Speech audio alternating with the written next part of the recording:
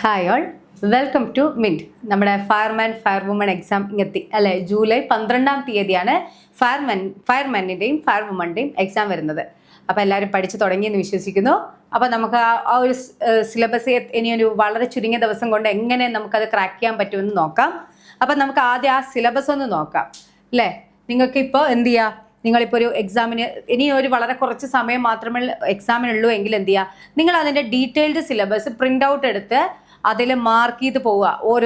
ഓരോരോ സെക്ഷന് എത്ര മാർക്കാണ് ഡിസ്ട്രിബ്യൂട്ട് ചെയ്തിരിക്കുന്നത്, ഏറ്റവും ഹയസ്റ്റ് മാർക്ക് എന്തിനാണ് കൊടുത്തിരിക്കുന്നത്, അതൊക്കെ ഒന്ന് മനസ്സിലാക്കി ഏതിന് ഞാൻ ഇമ്പോർട്ടൻ്റ് കൊടുക്കണം, എത്ര സ്കോർ എനിക്ക് മാക്സിമം നേടാൻ പറ്റും എന്നൊക്കെ നിങ്ങൾ എന്ത് ചെയ്യണം, നിങ്ങളുടെ ഈ ഒരു സിലബസിൻ്റെ ഒരു കോപ്പി എടുത്തിട്ട് നിങ്ങളൊന്ന് അനലൈസ് ചെയ്തിട്ട് വേണം പഠിക്കാനിരിക്കാൻ. അപ്പോൾ എന്ത് ചെയ്യാം, നിങ്ങൾ ഫോക്കസ് ചെയ്യേണ്ട ഏരിയ, ഏറ്റവും നന്നായിട്ട് ഫോക്കസ് ചെയ്യേണ്ട ഏരിയ എന്താണെന്ന് അതിൽ നിന്ന് നിങ്ങൾക്ക് മനസ്സിലാവും കേട്ടോ. അതുകൊണ്ടാണ് അങ്ങനെ പറഞ്ഞിരിക്കുന്നത്. ഇവിടെ എന്താണ്, പൊതുവിജ്ഞാനം എന്ന് പറയുന്ന സെക്ഷനിൽ നിന്നും എന്ത് ചെയ്യാണ്, നമുക്ക് സബ് ഡിവൈഡ് ചെയ്തിട്ടുണ്ട്. പൊതുവിജ്ഞാനത്തിൽ എന്തൊക്കെ വന്നിട്ടുണ്ട്: ചരിത്രം, ഭൂമിശാസ്ത്രം, ധനതത്വശാസ്ത്രം, ഇന്ത്യൻ ഭരണഘടന, കേരളം, ഭരണവും ഭരണ സംവിധാനങ്ങളും, ജീവശാസ്ത്രവും പൊതുജനാരോഗ്യവും, ഭൗതിക ശാസ്ത്രം, രസതന്ത്രം, കല, കായികം, സാഹിത്യം, സംസ്കാരം, ആനുകാലിക വിഷയങ്ങൾ, ലഘുഗണിതവും മാനസിക ശേഷിയും, നിരീക്ഷണ പാഠവ പരിശോധനയും, ജനറൽ ഇംഗ്ലീഷ്, പ്രാദേശിക ഭാഷകൾ, മലയാളം, കന്നഡ, തമിഴ്, സ്പെഷ്യൽ ടോപ്പിക്, തസ്തികകളുടെ ജോലി സ്വഭാവവുമായി ബന്ധപ്പെട്ട വിഷയങ്ങൾ. അപ്പോൾ ഈ സ്പെഷ്യൽ ടോപ്പിക്സിന് വേണം എന്ത് ചെയ്യാൻ, നിങ്ങൾ കൃത്യമായിട്ടുള്ള ഊന്നൽ കൊടുക്കേണ്ട സെക്ഷൻ എന്ന് പറയുന്നത് സ്പെഷ്യൽ ടോപ്പിക്സ് ആണ്. കാരണം 20 മാർക്സ് ആണ്. കൂടാതെ എന്താണ്, നിങ്ങൾ ഈ ഒരു ജോലിയിൽ പ്രവേശിച്ചു കഴിഞ്ഞാൽ എന്ത് ചെയ്യണം, നിങ്ങൾക്ക് അതിനെ പറ്റിയിട്ട് നല്ലൊരു ഐഡിയ ഉണ്ടാവണം. അതുകൊണ്ട് സ്പെഷ്യൽ ടോപ്പിക്സ് എന്ത് ചെയ്യണം, നന്നായിട്ട് പഠിക്കണം, വളരെ ഫോക്കസ്ഡ് ആയിരിക്കണം. അപ്പോൾ ഏറ്റവും ഇമ്പോർട്ടൻ്റ് കൊടുക്കേണ്ട മേഖല സ്പെഷ്യൽ ടോപ്പിക്സ് ആണ് കേട്ടോ. സ്പെഷ്യൽ ടോപ്പിക്സിന് വേണം ഏറ്റവും ഇമ്പോർട്ടൻസ് കൊടുക്കേണ്ടത്. വളരെ ഇമ്പോർട്ടൻ്റ് കൊടുക്കേണ്ട മേഖല എന്ന് പറയുന്നത് സ്പെഷ്യൽ ടോപ്പിക്സ് ആണ്. കാരണം 20 മാർക്കിൻ്റെ ക്വസ്റ്റ്യൻസ് ഈ ഒരു സെക്ഷനിൽ നിന്നാണ്. പിന്നീട് നമ്മളൊരു സെറ്റ് ഓഫ്, അതായത് ഇതൊരു +2 തലത്തിലുള്ള എക്സാം ആയതുകൊണ്ട് തന്നെ നമുക്ക് എന്ത് ചെയ്യാം, ഒരു +2 തലത്തിലുള്ള ഏറ്റവും കൂടുതൽ ക്വസ്റ്റ്യൻസ് നിങ്ങൾ എന്ത് ചെയ്യുക, മാക്സിമം കളക്ട് ചെയ്ത് വെച്ചിട്ട് പ്രീവിയസ് ഇയർ ക്വസ്റ്റ്യൻ പേപ്പർ എന്ത് ചെയ്യുക, വർക്കൗട്ട് ചെയ്യുക. അപ്പം നിങ്ങൾക്ക് എന്ത് ചെയ്യാൻ പറ്റും, ഈ ഒരു മലയാളത്തിൻ്റെയും അതുപോലെ ഇംഗ്ലീഷിൻ്റെയും മാത്സിൻ്റെയും ഫുൾ മാർക്ക് നിങ്ങൾക്ക് കിട്ടും. അപ്പോൾ ഇവിടുത്തെ 20 മാർക്ക് നിങ്ങൾ എന്ത് ചെയ്യണം, ആ സ്പെഷ്യൽ ടോപ്പിക്സ് പഠിച്ചേ പറ്റൂ. ആ പഠിച്ചു കഴിഞ്ഞ് 20 മാർക്ക്, അതിലൊരു 18 മാർക്കെങ്കിലും മാക്സിമം നമുക്ക് എന്ത് ചെയ്യാൻ പറ്റും, അച്ചീവ് ചെയ്യാൻ പറ്റും. 20 മാർക്ക് കിട്ടിക്കഴിഞ്ഞാൽ ഏറ്റവും മികച്ചത്. അപ്പോൾ ഈ ഒരു 50 മാർക്ക് എന്ത് ചെയ്യുക, നിങ്ങൾ ഇങ്ങനെ തന്നെ നോക്കിയാൽ മതി. അപ്പോൾ ഈ 50 മാർക്ക് നിങ്ങൾക്ക് കിട്ടാൻ ഒരു പാടും ഉണ്ടാവില്ല. ഒന്നെന്ത് ചെയ്യുക, പ്രീവിയസ് ഇയർ ക്വസ്റ്റ്യൻ പേപ്പർ വെച്ച് തന്നെ എന്ത് ചെയ്യുക, വർക്കൗട്ട് ചെയ്ത് കഴിഞ്ഞാൽ നിങ്ങൾക്ക് മാത്സിലും ഇംഗ്ലീഷിലും മലയാളത്തിലുള്ള 30 മാർക്ക് നിങ്ങൾക്ക് അച്ചീവ് ചെയ്യാൻ പറ്റും. കൂടാതെയുള്ള 20 മാർക്ക് നിങ്ങൾ സ്പെഷ്യൽ ടോപ്പിക്സ് നല്ല രീതിയിൽ തന്നെ പഠിച്ചു കഴിഞ്ഞാൽ നിങ്ങൾക്ക് ആ ഒരു 20 മാർക്ക് കിട്ടാനും ഒരു ബുദ്ധിമുട്ടുമില്ല. പിന്നീട് നിങ്ങൾ ഫോക്കസ് ചെയ്യേണ്ട ഏരിയ എന്താണ്, നിങ്ങൾക്ക് ഇതിൽ ഏറ്റവും എളുപ്പം എന്ന് തോന്നുന്നതും എന്നാൽ ഹയസ്റ്റ് മാർക്കുള്ള ഒരു സെഷൻ ആയിരിക്കണം നിങ്ങൾ ഫോക്കസ് ചെയ്യേണ്ടത്. കാരണം ഇന്ത്യൻ ഭരണഘടന നമ്മൾ എന്ത് ചെയ്യുന്നത്, എപ്പോഴും പഠിക്കുന്നത് കൊണ്ട് തന്നെ ഇന്ത്യൻ ഭരണഘടന നമുക്ക് ഡീറ്റെയിൽഡ് ആയിട്ട് തന്നെ അറിയാൻ പറ്റും. അപ്പോൾ ഇന്ത്യൻ ഭരണഘടന നന്നായിട്ട് തന്നെ എന്ത് ചെയ്യുക, അനലൈസ് ചെയ്ത് പഠിച്ച് അതിൽ നിന്ന് ഏതൊക്കെ രീതിയിലാണ് ക്വസ്റ്റ്യൻസ് വരുന്നത്, സ്റ്റേറ്റ്മെൻറ്റ് തലത്തിലാണോ എങ്ങനെയാണെന്ന് മനസ്സിലാക്കി ആ രീതിക്ക് തന്നെ എന്ത് ചെയ്യുക, നിങ്ങൾ പഠിക്കുക. അപ്പോൾ ആ ഒരു 8 മാർക്ക് നിങ്ങൾക്ക് എന്ത് ചെയ്യാൻ പറ്റും, ഇങ്ങനെ നേടാൻ സാധിക്കും. പിന്നീട് നിങ്ങൾ എന്ത് ചെയ്യുക, ഹിസ്റ്ററി, ജോഗ്രഫി, ഇതൊക്കെ എന്ത് ചെയ്യുക, ഈ ഒരു സെഷൻസ് ബാക്കി വരുന്ന എല്ലാ സെഷനും നിങ്ങൾ എന്ത് ചെയ്യുക, പ്രീവിയസ് ഇയർ ക്വസ്റ്റ്യൻ പേപ്പർ വെച്ചിട്ട് അതിലുള്ള ആൻസേഴ്സ് ഉണ്ടല്ലോ. ഇപ്പം നമുക്ക് ആൻസർ അല്ല, നമുക്ക് ഓബ്ജക്റ്റീവ് ടൈപ്പ് ആയതുകൊണ്ട് തന്നെ ABCD എന്ന് പറയുന്ന 4 ഓപ്ഷൻസ് ഉണ്ടാവും. ഈ ഓപ്ഷൻസ് എന്ത് ചെയ്യുക, ഓരോരോ ഓപ്ഷൻസും എന്തിനെ റിലേറ്റ് ചെയ്തിട്ടാണ് ആ ഒരു ക്വസ്റ്റ്യനിലേക്ക് വന്നിരിക്കുന്നത്, എന്തുകൊണ്ടാണ് അതിൽ കറക്റ്റ് അല്ലാത്തത്, അല്ലെ എന്താണ് അതിൽ വന്നിരിക്കുന്ന തെറ്റ് എന്ന് മനസ്സിലാക്കി പഠിച്ചു കഴിഞ്ഞാൽ എന്ത് ചെയ്യാൻ പറ്റും, നിങ്ങൾക്ക് ഈ ഹിസ്റ്ററി, ജോഗ്രഫി, അതുപോലെ പിന്നെ ധനതത്വശാസ്ത്രം, ഭൗതിക ശാസ്ത്രം, രസതന്ത്രം, കല, കായികം, സാഹിത്യം, സംസ്കാരം, ഇതിലൊക്കെ എന്ത് ചെയ്യാൻ പറ്റും, കൂടുതൽ മാർക്സ് സ്കോർ ചെയ്യാൻ പറ്റും. കാരണം നിങ്ങളറിയാതെ തന്നെ നിങ്ങൾ കുറേ കാര്യങ്ങൾ എന്ത് ചെയ്യും, അപ്ഡേറ്റ് ചെയ്ത് പഠിച്ചു പോകുന്നതായിരിക്കും. അതുകൊണ്ട് മാക്സിമം നിങ്ങൾ എന്ത് ചെയ്യുക, PYQ ചെയ്യാൻ ശ്രമിക്കുക. PYQ ചെയ്യുന്നത് കൂടാതെ എന്ത് ചെയ്യുക, ഒരു 100 ക്വസ്റ്റ്യൻ എടുത്ത് 100 ക്വസ്റ്റ്യനുള്ള ഒരു സെറ്റ് എടുത്തു കഴിഞ്ഞാൽ എന്ത് ചെയ്യുക, ആ 100 ക്വസ്റ്റ്യനും നിങ്ങൾ പഠിക്കണം. കൂടാണ്ട് എന്താണ്, അതിൻ്റെ ഓപ്ഷൻസ് ഉണ്ടല്ലോ, എന്തുകൊണ്ട് ഇത് ശരിയായില്ല എന്ന് അവിടെ തന്നെ അനലൈസ് ചെയ്ത് പഠിച്ച് അത് നോട്ട് ചെയ്യുക. എന്തുകൊണ്ടാണ് ആ ഒരു ആൻസർ അതിൽ പ്രോപ്പറായിട്ട് കറക്റ്റായിട്ടില്ല എന്ന് മനസ്സിലാക്കി പഠിച്ചു കഴിഞ്ഞാൽ എന്ത് ചെയ്യാൻ പറ്റും, നിങ്ങൾ ഒരുപാട് ആൻസർ നിങ്ങൾ പോലും അറിയാതെ പഠിക്കുന്നുണ്ടാവും. ഇതൊരു കറക്റ്റായിട്ട് നിങ്ങൾ ഫോളോ ചെയ്ത് കഴിഞ്ഞാൽ ജൂലൈ ആകുമ്പോഴേക്ക് എന്ത് ചെയ്യാം, നിങ്ങൾ ഈ ഒരു പരീക്ഷയ്ക്ക് വേണ്ടിയിട്ട് എന്താ പറയേണ്ട ഒരു ആപ്റ്റായ കാൻഡിഡേറ്റ് ആയിരിക്കും. നിങ്ങൾക്ക് ഒരു തരത്തിലും എന്ത് വരില്ല, ഈ ഒരു എക്സാം ഞാൻ ലിസ്റ്റിൽ കയറുമോ ഇല്ലയോ എന്നുള്ള ഡൗട്ട്സ് ഒന്നും ഈ ഒരു പരീക്ഷേനെ പ്രതിനിധീകരിച്ച് നിങ്ങൾക്ക് വരില്ല. അതുകൊണ്ടാണ് ഞാൻ പറയുന്നത് നിങ്ങൾ മെയിനായിട്ട് ഫോക്കസ് ചെയ്തിട്ട് പ്രീവിയസ് ഇയർ ക്വസ്റ്റ്യൻ പേപ്പർ. കാരണം ഇനി നിങ്ങൾക്ക് വളരെ കുറച്ച് ദിവസങ്ങളെ മുന്നിലുള്ളൂ, എല്ലാം വൈഡായിട്ട് പഠിക്കാൻ പറ്റില്ല.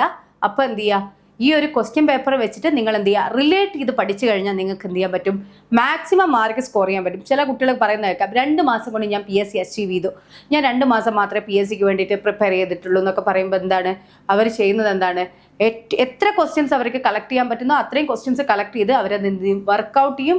കൂടാതെ എന്ത് ചെയ്യുന്നു, ആ ഒരു ക്വസ്റ്റ്യൻ്റെ ആ ഒരു സെറ്റ് എന്ത് ചെയ്യുന്നു, അവരത് ഇരുന്ന് പഠിക്കുന്നു. 100 മാർക്കിൻ്റെ ക്വസ്റ്റ്യൻസിൽ ആ ഓപ്ഷൻസും എന്തിനെ റിലേറ്റ് ചെയ്ത് എന്താണ് അതിൽ തെറ്റ് വരാൻ കാരണം എന്നെല്ലാം മനസ്സിലാക്കി അനലൈസ് ചെയ്തിട്ടുള്ള ഒരു പഠന രീതിയാണ് അവർ കാഴ്ചവെക്കുന്നത്. അതുകൊണ്ടാണ് അവർക്ക് ആ ഒരു സെഷനിൽ നല്ല മാർക്ക് സ്കോർ ചെയ്യാൻ കിട്ടുന്നത് കേട്ടോ. അതുകൊണ്ട് നിങ്ങൾ എന്ത് ചെയ്യുക, ഇന്ന് മുതൽ നിങ്ങൾ ഇനി ഈ ഒരു സെഷൻ, ഈ ഒരു ജോബ് നിങ്ങൾക്ക് അത്രയും അത്യാവശ്യമാണ് എന്ന് മനസ്സിൽ ഉറപ്പിച്ച് നിങ്ങൾ എന്ത് ചെയ്യുക, ഏറ്റവും കൂടുതൽ previous year question paper discuss ചെയ്യുക. കൂടാതെ എന്ത് ചെയ്യുക, അത് റിലേറ്റ് ചെയ്ത് വരുന്ന ഫാക്ട്സുകൾ മനസ്സിലാക്കി അപ്പം തന്നെ എന്ത് ചെയ്യുക, പഠിച്ചു പോവുക. അതുകൊണ്ട് ഇനിയിപ്പോൾ ഒരു ഡീറ്റെയിൽഡ് നമുക്കൊരു പഠനത്തിനൊരു സമയം ഈ ഒരു ഫയർമാൻ്റെ എക്സാമിന് ഇല്ല. അത് മനസ്സിലാക്കിയിട്ട് വളരെ നമുക്ക് എന്താ പറയുക, ഈ ഒരു സിലബസ് ഈ ഒരു രീതിക്ക് പഠിച്ചു പോയാൽ നിങ്ങൾക്ക് എന്ത് ചെയ്യാൻ പറ്റും, ഏറ്റവും കൂടുതൽ മാർക്ക് തന്നെ നിങ്ങൾക്ക് സ്കോർ ചെയ്ത് ഈ ഒരു ലിസ്റ്റിൽ, മെയിൻ ലിസ്റ്റിൽ തന്നെ കയറിക്കൂടാൻ പറ്റും.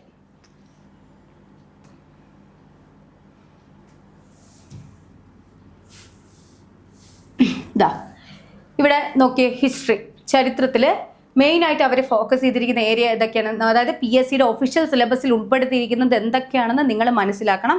ഇവിടെ പറഞ്ഞിരിക്കുന്നത് എന്താണ്, കേരളം, യൂറോപ്യന്മാരുടെ വരവ്, യൂറോപ്യന്മാരുടെ സംഭാവന, മാർത്താണ്ഡവർമ്മ മുതൽ ശ്രീ ചിത്തിര തിരുനാൾ വരെ തിരുവിതാംകൂറിൻ്റെ ചരിത്രം, സാമൂഹ്യ മത നവോത്ഥാന പ്രസ്ഥാനങ്ങൾ, കേരളത്തിലെ ദേശീയ പ്രസ്ഥാനങ്ങൾ, കേരള ചരിത്രത്തിൻ്റെ സാഹിത്യ സ്രോതസ്സുകൾ, ഐക്യ കേരള പ്രസ്ഥാനം, 1956 ശേഷമുള്ള കേരളത്തിൻ്റെ സാമൂഹ്യ രാഷ്ട്രീയ ചരിത്രം.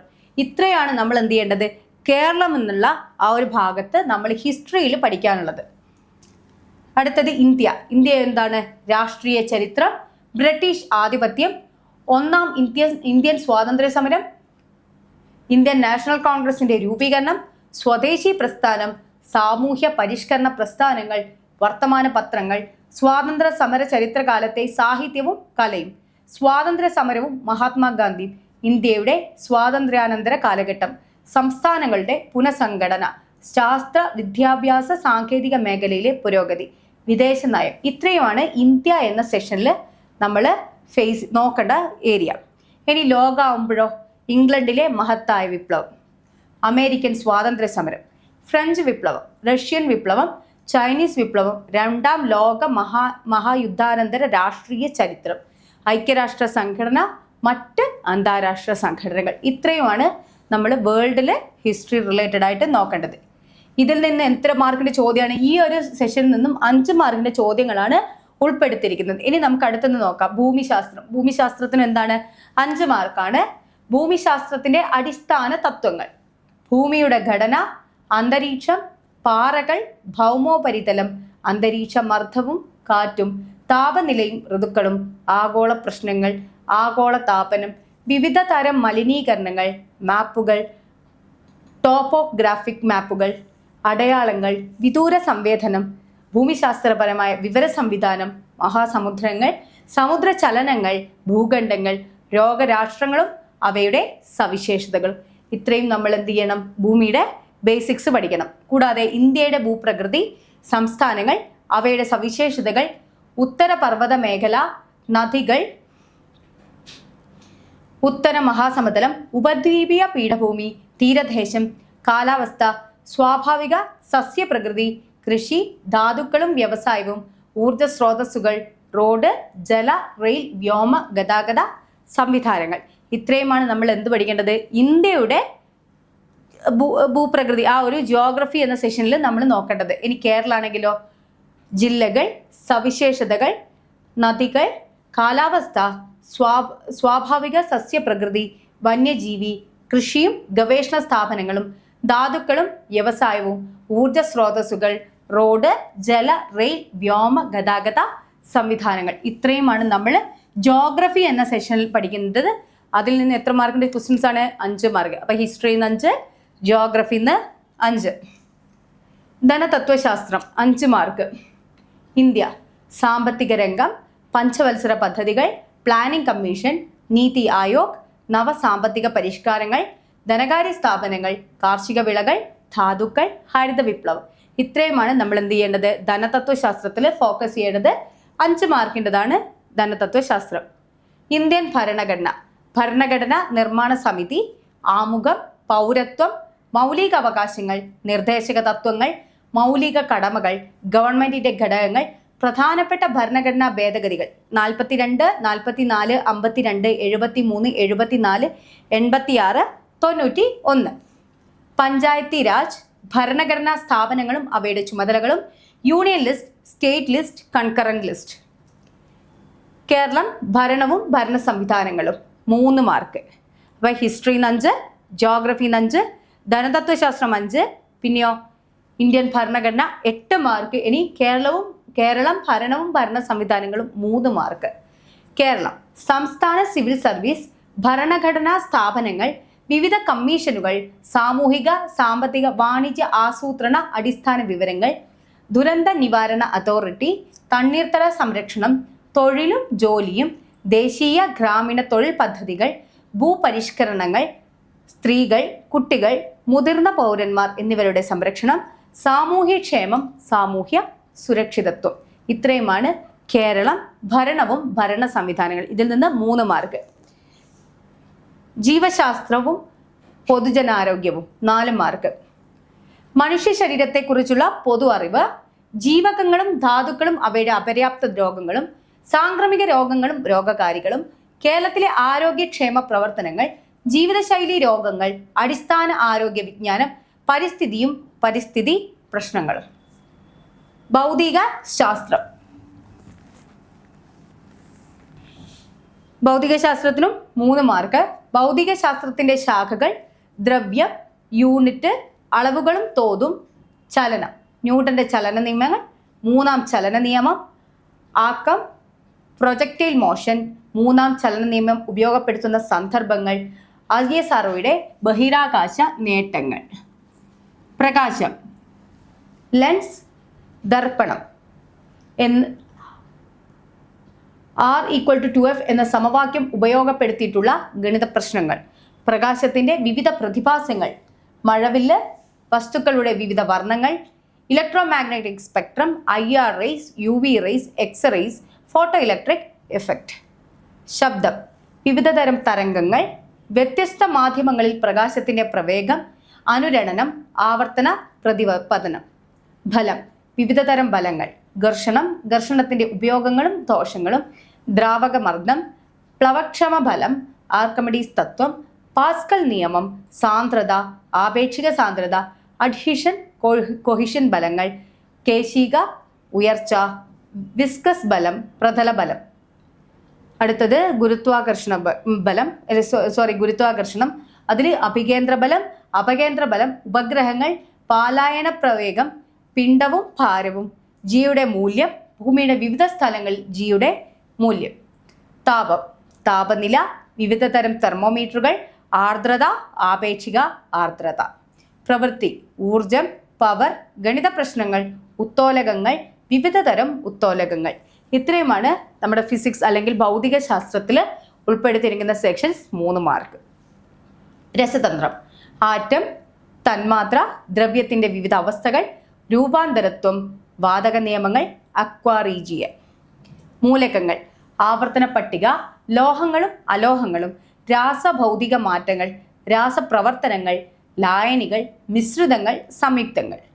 ലോഹങ്ങൾ, അലോഹങ്ങൾ, ലോഹസങ്കരങ്ങൾ, ആസിഡും ആൽക്കലിയും, pH മൂല്യം, ആൽക്കലോയിഡുകൾ. ഇത്രയുമാണ് എന്തിൽ വരുന്നത്? കെമിസ്ട്രി എന്ന സെഷനിൽ വരുന്നത്. ഇനി കലാ, കായികം, സാഹിത്യം, സംസ്കാരം, അത് 4 മാർക്കാണ്. കേരളത്തിലെ പ്രധാന ദൃശ്യ ശ്രവ്യ കലകൾ, ഇവയുടെ ഉത്ഭവവും വ്യാപനവും പരിശീലനം എന്നിവ കൊണ്ട് പ്രശസ്തമായ സ്ഥലങ്ങൾ, പ്രശസ്തമായ സ്ഥാപനങ്ങൾ, പ്രശസ്തമായ വ്യക്തികൾ, പ്രശസ്തരായ കലാകാരന്മാർ, പ്രശസ്തരായ എഴുത്തുകാർ. കായികം. കായിക രംഗത്ത് വ്യക്തിമുദ്ര പതിപ്പിച്ച കേരളത്തിലെയും ഇന്ത്യയിലെയും ലോകത്തിലെയും പ്രധാന കായിക താരങ്ങൾ, അവരുടെ കായിക ഇനങ്ങൾ, അവരുടെ നേട്ടങ്ങൾ, അവർക്ക് ലഭിച്ചിട്ടുള്ള ബഹുമതികൾ. പ്രധാന അവാർഡുകൾ. അവാർഡ് ജേതാക്കൾ. ഓരോ അവാർഡും ഏത് മേഖലയിലെ പ്രകടനത്തിനാണ് നൽകുന്നതെന്ന് അറിവ്. പ്രധാന ട്രോഫികൾ. ബന്ധപ്പെട്ട മത്സരങ്ങൾ അല്ലെങ്കിൽ കായിക ഇനങ്ങൾ. പ്രധാന കായിക ഇനങ്ങൾ. പങ്കെടുക്കുന്ന കളിക്കാരുടെ എണ്ണം. കളികളുമായി ബന്ധപ്പെട്ട പ്രധാന പദങ്ങൾ. ഒളിമ്പിക്സ്, അതിൻ്റെ അടിസ്ഥാന വിവരങ്ങൾ, പ്രധാന വേദികൾ, പ്രധാന വിജയങ്ങൾ, ഒളിമ്പിക്സിൽ ഇന്ത്യയുടെ ശ്രദ്ധേയമായ പ്രകടനങ്ങൾ, അതുപോലെ winter olympics, para olympics. Asian games. Afro Asian games, commonwealth games, SAF games. അതിൻ്റെ വേദികൾ, രാജ്യങ്ങൾ, ഇന്ത്യയുടെ ശ്രദ്ധേയമായ പ്രകടനം, ഇതര വസ്തുക്കൾ. ദേശീയ ഗെയിംസ്, അതുപോലെ എന്താണ് ഗെയിംസ് ഇനങ്ങൾ, മത്സരങ്ങൾ, താരങ്ങൾ, നേട്ടങ്ങൾ. ഓരോ രാജ്യത്തിൻ്റെയും ദേശീയ കായിക വിനോദങ്ങൾ. ഇനി അടുത്തത് സാഹിത്യം വരുമ്പോൾ എന്താണ്? മലയാളത്തിലെ പ്രധാന സാഹിത്യ പ്രസ്ഥാനങ്ങൾ, ആദ്യ കൃതികൾ, കർത്താക്കൾ. ഓരോ പ്രസ്ഥാനത്തിലെയും പ്രധാന കൃതികൾ, അവയുടെ കർത്താക്കൾ. എഴുത്തുകാർ. തൂലികാനാമങ്ങൾ, അപരനാമങ്ങൾ. കഥാപാത്രങ്ങൾ, കൃതികൾ. പ്രശസ്തരായ വരികൾ, കൃതികൾ, എഴുത്തുകാർ. മലയാള പത്രപ്രവർത്തനത്തിന്റെ ആരംഭം, തുടക്കം കുറിച്ചവർ, ആനുകാലികങ്ങൾ. പ്രധാനപ്പെട്ട അവാർഡുകൾ, അവാർഡിന് അർഹരായ എഴുത്തുകാർ, കൃതികൾ. ജ്ഞാനപീഠം നേടിയ മലയാളികൾ, അനുബന്ധ വസ്തുതകൾ. മലയാള സിനിമയുടെ ഉത്ഭവവും വളർച്ച, നാഴികക്കല്ലുകൾ, പ്രധാന സംഭാവന നൽകിയവർ, മലയാള സിനിമയും ദേശീയ അവാർഡ്. ഇത്രയുമാണ് ഇതിൽ വരുന്നത്, സാഹിത്യം എന്ന സെക്ഷനിൽ വരുന്നത്. ഇനി സംസ്കാരമാണെങ്കിലോ, കേരളത്തിലെ പ്രധാന ആഘോഷങ്ങൾ, ആഘോഷങ്ങളുമായി ബന്ധപ്പെട്ട സ്ഥലങ്ങൾ, പ്രശസ്തമായ ഉത്സവങ്ങൾ. കേരളത്തിലെ സാംസ്കാരിക കേന്ദ്രങ്ങൾ, ആരാധനാലയങ്ങൾ, സാംസ്കാരിക നായകർ, അവരുടെ സംഭാവനകൾ. ഇതൊക്കെ റിലേറ്റ് ചെയ്ത് എന്ത് ചെയ്യുക? Current affairs. ഈ ഒരു ഇതിനെ കണക്ട് ചെയ്തിട്ടുള്ള കറണ്ട് അഫയേഴ്സ് നിങ്ങൾ നോട്ട് ചെയ്യുക. കാരണം എന്താണ്, കറണ്ട് അഫയേഴ്സിന് മാത്രം എന്തുണ്ട്? 10 മാർക്ക് ഉണ്ട്. സോ ഇത് ഈ ഒരു സെഷൻസിൻ്റെ എല്ലാം ഇപ്പം എന്തെങ്കിലും നിലവിൽ എന്തെങ്കിലും നടന്നിട്ടുണ്ടെങ്കിൽ അതെന്ത് ചെയ്യുക? ഇവിടെ നോട്ട് ചെയ്യുക. ആ ഒരു 10 മാർക്ക് നിങ്ങൾക്ക് അങ്ങനെ നേടാൻ പറ്റും. ഇനി ബേസിക് മാത്സിലാണെങ്കിലോ കണക്കിലാണെങ്കിൽ എന്തൊക്കെയാണ്? സംഖ്യകളും അടിസ്ഥാന ക്രിയകളും, ഭിന്നസംഖ്യകളും ദശാംശ സംഖ്യകളും, ശതമാനം, ലാഭവും നഷ്ടവും, സാധാരണ പലിശയും കൂട്ടുപലിശയും, അംശബന്ധവും അനുപാതവും, സമയവും ദൂരവും, സമയവും പ്രവൃത്തിയും, ശരാശരി. കൃത്യംഗങ്ങൾ, ജാമിതീയ രൂപങ്ങളുടെ ചുറ്റളവ്, വിസ്തീർണം, വ്യാപ്തം തുടങ്ങിയവ. പ്രോഗ്രഷനുകൾ. മാനസിക ശേഷിയും നിരീക്ഷണ പാടവ പരിശോധന, അതായത് ടെസ്റ്റ് ഓഫ് റീസണിങ്. അതിലെന്തൊക്കെയാണ്? ശ്രേണികൾ. അതിൽ സംഖ്യാശ്രേണികളുണ്ട്, അക്ഷരശ്രേണികളുണ്ട്. ഗണിത ചിഹ്നങ്ങൾ ഉപയോഗിച്ചുകൊണ്ടുള്ള പ്രശ്നങ്ങൾ, സ്ഥാനനിർണയ പരിശോധന, സമാന ബന്ധങ്ങൾ, ഒറ്റയാനെ കണ്ടെത്തുക, സംഖ്യാവലോകന പ്രശ്നങ്ങൾ, കോഡിങ്ങും ഡീകോഡിങ്ങും, കുടുംബ ബന്ധങ്ങൾ, ദിശാവബോധം, ക്ലോക്കിലെ സമയവും കോണളവും, ക്ലോക്കിലെ സമയവും പ്രതിബിംബവും, കലണ്ടറും തീയതിയും, ക്ലറിക്കൽ ശേഷി പരിശോധിക്കുന്നതിനുള്ള ചോദ്യങ്ങൾ. ഇനി ജനറൽ ഇംഗ്ലീഷ് ആണെങ്കിലോ, ഇംഗ്ലീഷ് ഗ്രാമർ 5 മാർക്കിനാണുള്ളത്. Types of sentences and interchange of sentences, അതുപോലെ എന്താണ്? Different parts of speech. അടുത്തത് agreement of subject and verb. അടുത്തത് articles, the definite and indefinite articles, uses of primary and modal auxiliary verbs. അതുപോലെ അടുത്തത് tag questions. അടുത്തത് എന്താണ്? Infinitive and gerunds. എട്ടാമത്തത് tenses. 9 tenses in conditional sentences. 10 preposition. 11 the use of correlatives. 12 direct and indirect speech. 13 active and passive voice. 14 correction of sentences. ഇനി vocabulary ആണെങ്കിലോ, singular and plural, change of gender, collective nouns, word formation from other words and use of prefix or suffix, compound words, synonyms, antonyms, phrasal verbs, foreign words and phrases, one word substitutes, words often confused, spelling test, idioms and the meanings. ഇത്രയുമാണ് എന്ത് വരുന്നത് general ഇംഗ്ലീഷിൽ. അത് section wise ആയിട്ട് grammar പോർഷനും vocabulary പോർഷനും ഉണ്ട്. രണ്ടിനും എന്ത് ചെയ്ത് 5 മാർക്ക് വീതം. ഇനി പ്രാദേശിക ഭാഷകളോ, മലയാളത്തിൽ പദശുദ്ധി, വാക്യശുദ്ധി, പരിഭാഷ, ഒറ്റപ്പദം, പര്യായം, വിപരീത പദം, ശൈലികൾ, പഴഞ്ചൊല്ലുകൾ, സമാന പദം, ചേർത്തെഴുതുക, സ്ത്രീലിംഗം, പുല്ലിംഗം, വചനം, പിരിച്ചെഴുതൽ, ഘടകപദം.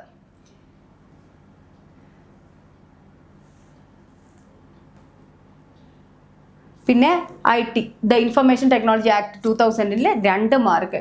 ഇങ്ങനെ വരുമ്പോൾ എന്താണ് ഓരോരോ സെഷൻസും നിങ്ങൾക്ക് അറിയാൻ പറ്റും എത്രയാണ് ഓരോരോ സെക്ഷനും നിങ്ങൾക്ക് മാർക്സ് ഡിവൈഡ് ചെയ്തിരിക്കുന്നത്. അത് മനസ്സിലാക്കി നിങ്ങൾക്ക് എന്ത് ചെയ്യാം, ഇതിൽ ഏറ്റവും ഇമ്പോർട്ടൻസ് കൊടുക്കേണ്ട എവിടെയാണെന്ന് മനസ്സിലാവും. ഏറ്റവും അധികം ഇമ്പോർട്ടൻസ് കൊടുക്കേണ്ട, കാരണം ഒരുപാടുണ്ട് പഠിക്കാൻ, എന്നാൽ എനിക്ക് കുറച്ച് മാർക്ക് കിട്ടുമെങ്കിൽ എന്ത് ചെയ്യുക, മനഃപൂർവ്വം ആ സാധനത്തിന് അങ്ങോട്ട് ഒഴിവാക്കി കളയുക. അപ്പം നിങ്ങൾക്ക് വേണമെങ്കിൽ എന്ത് ചെയ്യുക, സ്പെഷ്യൽ ടോപ്പിക്സ് നന്നായിട്ട് ഫോക്കസ് ചെയ്യുക 20, അതുപോലെ പ്രാദേശിക ഈ ഒരു 3 കൂടി 30, അതുപോലെ ആനുകാലിക വിഷയങ്ങൾ 10 മാർക്ക്. പിന്നെ എന്താണ് നിങ്ങൾക്ക് ഹിസ്റ്ററി, ജോഗ്രഫി, അതിൽ ഇന്ത്യൻ ഭരണഘടന 8 മാർക്ക് നിങ്ങൾക്ക് നേടാൻ പറ്റും. ഇപ്പം തന്നെ എത്രയായി, 68 മാർക്ക് നിങ്ങൾക്ക് ഇവിടെ നേടാൻ പറ്റി. പിന്നീട് എന്ത് വരും, നമുക്ക് ഇതിലൊക്കെ എന്ത് ചെയ്യാൻ പറ്റും, ഏകദേശം ഒരു കുറച്ചൊക്കെ നമ്മൾ പ്രീവിയസ് ഇയർ ക്വസ്റ്റ്യൻ പേപ്പർ നന്നായിട്ട് ഡിസ്കസ് ചെയ്ത ഒരാൾക്കാണെങ്കിൽ ഒരു 15 മാർക്കൊക്കെ അവിടെ നിന്ന് തന്നെ നിങ്ങൾക്ക് നേടാൻ സാധിക്കും. അപ്പോൾ എന്ത് ചെയ്യും, 15 മാർക്കും കൂടി ആകുമ്പോൾ 80 മാർക്കിന് മുകളിലേക്ക് അത് പോയിട്ടുണ്ട്. അപ്പം നിങ്ങൾ എന്ത് ചെയ്യുക, നന്നായിട്ട് തന്നെ എന്ത് ചെയ്യുക, പ്രീവിയസ് ഇയർ ക്വസ്റ്റ്യൻ പേപ്പർ നന്നായി ഡെയിലി ചെയ്യാൻ നോക്കുക. പ്രീവിയസ് ഇയർ ക്വസ്റ്റ്യൻ പേപ്പർ ഒരെണ്ണമെങ്കിലും എന്ത് ചെയ്യുക, നിങ്ങൾ ഡെയിലി ചെയ്യുക. അത് ആ ഒരു ആൻസർ ഷീറ്റ് എന്ത് ചെയ്യുക, മീൻസ് ആ ഒരു ക്വസ്റ്റ്യൻ പേപ്പർ എന്ത് ചെയ്യുക, അതിൽ ആൻസർ വെച്ചിട്ട് നിങ്ങൾ കമ്പയർ ചെയ്ത് പഠിച്ച് മനസ്സിലാക്കി ആ 100 ക്വസ്റ്റ്യൻ അന്ന് പഠിച്ച് എന്നുള്ള രീതിക്ക് തന്നെ വേണം നിങ്ങളത് അടുത്തൊരു ദിവസത്തേക്ക് പോകാൻ. അപ്പോൾ എന്ത് ചെയ്യുക, ഒരു ദിവസം നിങ്ങൾ ലാഗ് ചെയ്യരുത്. കാരണം എന്താണ്, നിങ്ങളുടെ കൂടെ ഒരുപാട് ആൾക്കാർ എന്ത് ചെയ്യുന്നുണ്ട്, ഈ ഒരു പരീക്ഷയ്ക്ക് വേണ്ടിയിട്ട് തയ്യാറെടുക്കുന്നുണ്ട്. അതുകൊണ്ട് നിങ്ങളുടെ ഓരോ സമയവും എന്താണ്, ചെറുതല്ല. അപ്പം അത് മനസ്സിലാക്കി ഇനിയുള്ള സമയം എന്ന് പറയുന്നത് വളരെ ഊർജ്ജസ്വലതയോടുകൂടി നിങ്ങൾ എന്ത് ചെയ്യുക, ഈ ഒരു പരീക്ഷയ്ക്ക് വേണ്ടി തയ്യാറെടുക്കുക. എങ്കിൽ നിങ്ങൾക്ക് എന്താവും, ഈ ഒരു ജോബ് നിങ്ങൾക്ക് അച്ചീവ് ചെയ്യാൻ സാധിക്കും. ഇനിയുള്ള സമയം നിങ്ങൾ പാഴാക്കാതെ ഉപയോഗിക്കുകയാണെങ്കിൽ ഈ ഒരു ജോബിലേക്ക് നിങ്ങൾക്ക് കാലെടുത്ത് വെക്കാൻ സാധിക്കും. അപ്പോൾ wish you all the best. Thank you. മറ്റൊരു വീഡിയോ ആയിട്ട് വീണ്ടും കാണാം.